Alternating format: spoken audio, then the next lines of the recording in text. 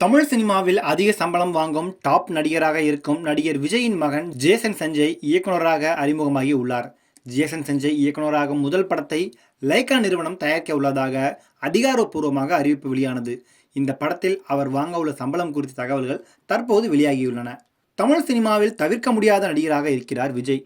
இவர் தனது அப்பாவின் மூலம் நடிகராக மாறினார் என்றாலும் தனது கடுமையான முயற்சியால் அடுத்தடுத்த வெற்றி படங்களை கொடுத்து இன்று அனைவரது மனதிலும் தளபதி என்ற பெயருடன் வீறு நடை போட்டு கொண்டிருக்கிறார்.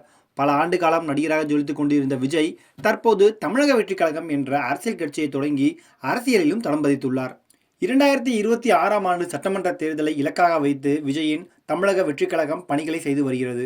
கட்சியின் மாநாட்டில் பேசிய விஜயின் பேச்சு மிகப்பெரிய அளவில் ரசிகர்களுக்கும் தொண்டர்களுக்கும் ஒரு உற்சாகமாகவே இருந்தது என்று கூறலாம். அரசியல் கட்சியை தொடங்கியதை தொடர்ந்து சினிமாவில் இருந்து விலகுவதாக அறிவித்த விஜய் கோட் படத்திற்கு பிறகு தற்போது தளபதி 69 படத்தில் நடித்து வருகிறார். தளபதி விஜய் சினிமாவில் இருந்து விலகும் நிலையில் அவரது மகன் ஜேசன் சஞ்சய் லைகா நிறுவனம் தயாரிக்கும் படத்தில் இயக்குநராக கமிட் ஆகியுள்ளார்.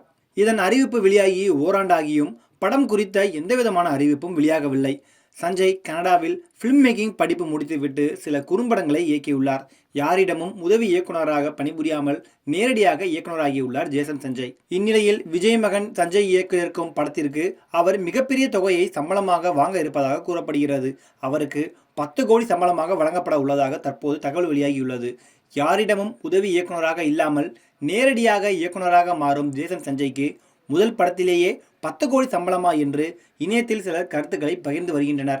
என்னதான் இவர் விஜய் மகனாக இருந்தாலும் முதல் படத்திற்கு 10 கோடி என்பது டூ மச் என்றும் சிலர் கருத்துக்களை பகிர்ந்து வருகின்றனர்.